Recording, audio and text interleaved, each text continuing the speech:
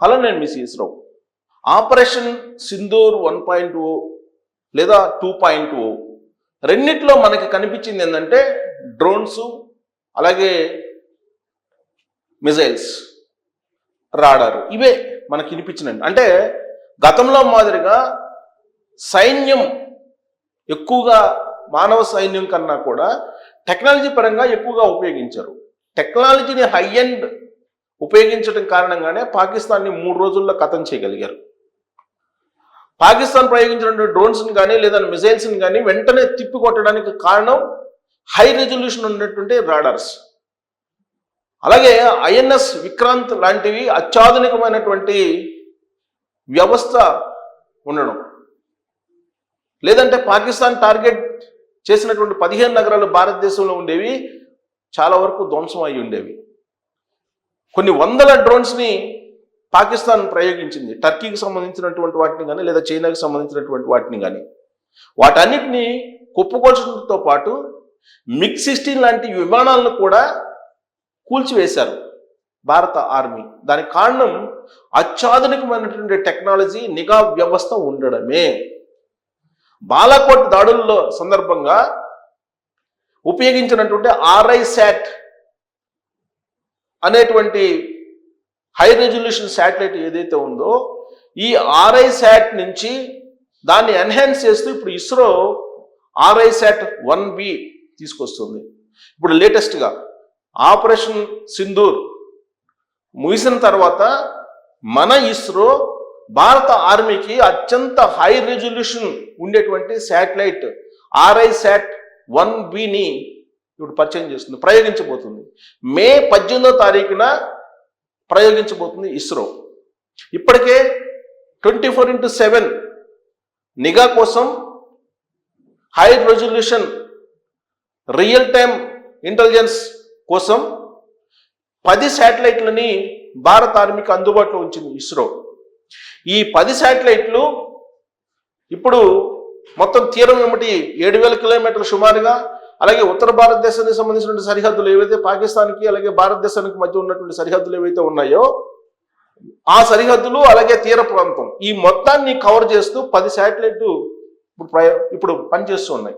ఈ 10 శాటిలైట్లు ఎప్పటికప్పుడు సరిహద్దుల్లో ఉండేటువంటి దేశాల యొక్క కదలికలు, ఆయా దేశాలకు సంబంధించినటువంటి ఆర్మీ ప్రయోగిస్తున్నటువంటి వ్యవస్థలు ఏవైతే ఉన్నాయో, మిజైల్స్ కానీ లేదంటే డ్రోన్స్ కానీ లేదా రాడార్కి సంబంధించినటువంటి లేదా ఆర్మీకి సంబంధించినటువంటి కదలికలు హై రెజల్యూషన్ తోటి ఇమీడియట్గా అలర్ట్ చేస్తూ ఉంది భారత ఆర్మీని.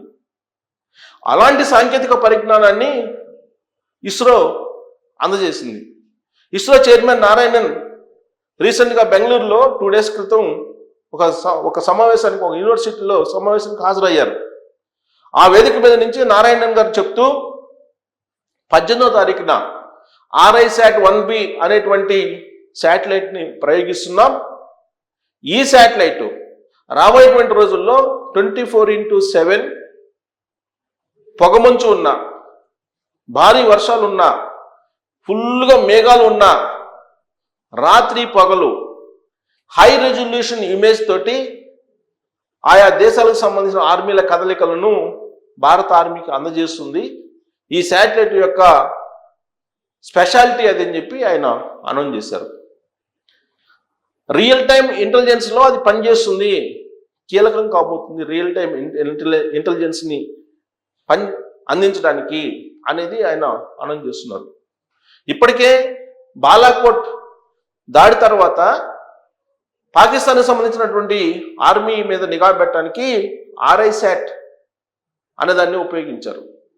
ఈ RISAT ద్వారా చాలా వరకు కదలికలు పసిగడుతూ ఉంది భారత ఆర్మీ. ఆ తర్వాత RISAT 1ని ఉపయోగిస్తుంది.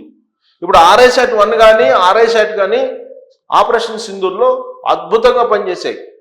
అందుకే పాకిస్తాన్ ప్రయోగించినటువంటి మిజైల్స్ కానీ లేదా డ్రోన్స్ కానీ కుప్పకొట్టడానికి ప్రధాన కారణం మన ఇస్రో అందించినటువంటి శాటిలైట్ సమాచారం ఆధారంగానే అవన్నీ చేశాయి. దానికి తగిన విధంగా రష్యా అందించినటువంటి S-400 రాడార్ కానీ లేదా INS విక్రాంత్ కానీ ఇవన్నీ కూడా పనిచేసాయి. బ్రహ్మోస్ను ఉపయోగిస్తే పాకిస్తాన్ గడగడలాడించారు. వాటితో పాటు రఫేల్ విమానాలను ఉపయోగించారు.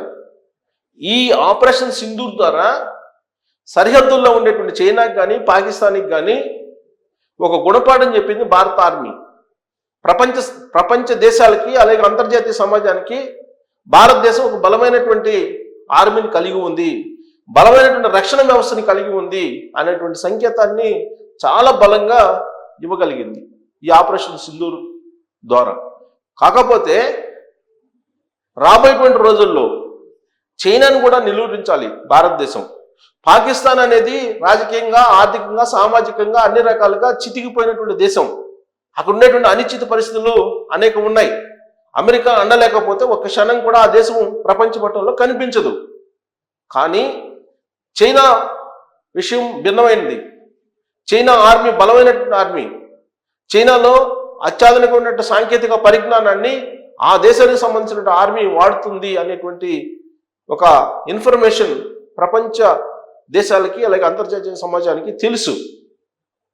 కానీ ఇప్పుడు ఇస్రో ప్రయోగిస్తున్నటువంటి RISAT 1B అనేది చైనాను కూడా కలవరపెడుతుంది. దానికి కారణం ఏంటంటే ఇప్పటి వరకు సరిహద్దులను దాటుకొని చైనా అనేక సందర్భాల్లో వచ్చింది. దాని మీద రకరకాలుగా చర్చలు జరుగుతూ ఉన్నాయి. విపక్షాలేమో చైనా చాలా వరకు లోపలికి వచ్చింది, భారత భూభాగాన్ని ఆక్యుపై చేసింది అని చెప్తూ ఉన్నారు. అధికారంలో ఉన్నటువంటి పక్షమేమో లేదు, చైనా ఒక అంగుళం కూడా ఆక్యుపై చేసుకోలేదని చెప్తూ ఉన్నారు. పార్లమెంట్ వేదికగా, పార్లమెంట్ బయట. వాస్తవం ఏంటో ఎవరికి తెలియదు. కానీ రాబోయేటువంటి రోజుల్లో ఎవరు సరిహద్దుల్ని దాటి యువతలకు రాకుండా అటు పాకిస్తాన్ ఆర్మీ కానీ ఇటు చైనా ఆర్మీ కానీ శాటిలైట్ RISAT 1B అనేది పనిచేస్తుంది, ఇమీడియట్గా భారత ఆర్మీని అలర్ట్ చేస్తుంది అనేటువంటి విషయాన్ని ఇస్రో చెప్తుంది. ఇస్రో ప్రధానంగా ఇప్పటికే 10 శాటిలైట్లని ఆపరేట్ చేస్తుంది భారత ఆర్మీ కోసం. భారత ఆర్మీకి ఎప్పటికప్పుడు ఈ శాటిలైట్ల ద్వారా సరిహద్దు దేశాలు ఏవైతే ఉన్నాయో శత్రు దేశాలుగా లేదా ప్రత్యర్థి దేశాలుగా వాటికి సంబంధించిన ఇన్ఫర్మేషన్ ఎగ్జాక్ట్గా ఇస్తూ ఉన్నాయి. కాకపోతే కొన్ని సందర్భాల్లో రాత్రి సమయాల్లో కానీ లేదా దట్టమైనటువంటి మేఘాలు ఉన్నప్పుడు కానీ లేదా పొగమంచు కురుస్తున్నప్పుడు కానీ లేదా రాత్రి వేళల్లో కానీ మిస్ అవుతున్నాయి. వాటిని అనుకూలంగా మలుచుకొని ఇప్పుడు పాకిస్తాన్ కానీ చైనాకు సంబంధించిన ఆర్మీ కానీ భారత భూభాగంలోకి కొంత జరగడానికి ప్రయత్నం చేస్తూ ఉన్నాయి.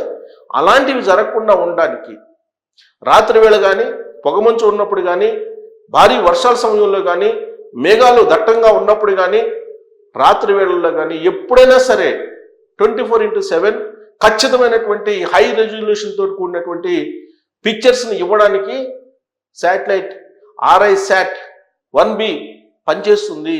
అందుకే మే 18వ తారీఖున చైనా భారతదేశంలో ఉండేటువంటి ఇస్రో ఏం చేస్తుంది అనే దాని మీద బాగా కాన్సన్ట్రేషన్ చేస్తుంది.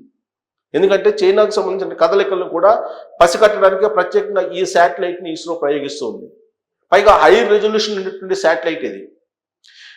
ఇమేజెస్ని స్పష్టంగా పంపించేటువంటి శాటిలైట్. రాత్రి లేదు, పగలు లేదు, అన్ని వేళలా 24/7 చైనాకు సంబంధించినటువంటి కదలికల్ని, చైనా ఆర్మీకి సంబంధించిన కదలికల్ని ఎగ్జాక్ట్గా భారత ఆర్మీకి చేరవేయడానికి ఉపయోగపడేటువంటి శాటిలైటు ఇప్పుడు C-16 ద్వారా ట్రావెల్ చేయబోతుంది మే 18వ తారీఖున. మే 18వ తారీఖున చైనాకి ఒక రకంగా చెప్పాలంటే భారతదేశం టెక్నాలజీ పరంగా ఎంత హై హ్యాండ్లో వెళ్ళిపోతుందో, ఎంత దూసుకుపోతుందో చెప్పేటువంటి రోజు ఆ రోజున. ఆ విషయాన్ని ఇస్రో చైర్మన్ అఫీషియల్గా అనౌన్స్ చేశారు. సో ఇప్పటి వరకు సాంకేతిక పరంగా బాగా బలంగా ఉంది భారత ఆర్మీ అని చెప్పి ప్రపంచానికి తెలిసింది. ఇప్పుడు ప్రయోగించేటువంటి RISAT 1B అనేది మరొక లెవెల్ అని చెప్పేసి అనుకోవచ్చు. సో భారత ఆర్మీకి మరో బలమైనటువంటి శాటిలైట్ అండగా నిలవబోతుంది. తీర ప్రాంతం వెంబడి కానీ ఉత్తర భారతదేశ సరిహద్దుల్లో కానీ మొత్తం సముద్ర మార్గంలో కానీ ఏదైనా సరే క్లియర్గా పిక్చర్స్ని అందించడానికి. సో దీంతో చైనా కూడా పాకిస్తాన్తో పాటు, ఎలాగో పాకిస్తాన్ ఆపరేషన్ సింధూర్ తోటి బలహీనమైంది అని చెప్పి అర్థమైపోయింది. చైనా బలంగా ఉందనేటువంటి ఒక అభిప్రాయం ఉంది అంతర్జాతీయ సమాజానికి. అందుకే దాన్ని నిలువరించడానికి ఇలాంటి శాటిలైట్ను ఇస్రో ప్రయోగిస్తుంది. మరి జాతీయ భద్రతా సలహాదారు అజిత్ దోవల్ కూడా ఈ శాటిలైట్ కోసమే ఎదురు చూస్తూ ఉన్నటువంటి పరిస్థితుల్లో ఈ శాటిలైట్ సమాచారాన్ని అయితే ఇవ్వగలదు, కానీ చైనా ఆర్మీని అడ్డుకోగలదా అంటే ఇచ్చేటువంటి ఇమేజెస్ని బేస్ చేసుకొని ఖచ్చితంగా టార్గెట్లను ఇవ్వగలదు. భారత ఆర్మీ ఆ టార్గెట్ల దిశగా వెళ్ళగలదు అనేది ఆపరేషన్ సింధూర్ ద్వారా స్పష్టమైంది. కాబట్టి చైనాకు కూడా ఈ శాటిలైట్ ప్రయోగం అనేది ఒక హెచ్చరిక అని చెప్పి చెప్పుకోవచ్చు. మరి దీని మీద మీ అభిప్రాయం ఏంటనేది ట్రోల్స్ రూపంలో తెలియజేయచ్చు. Thank you.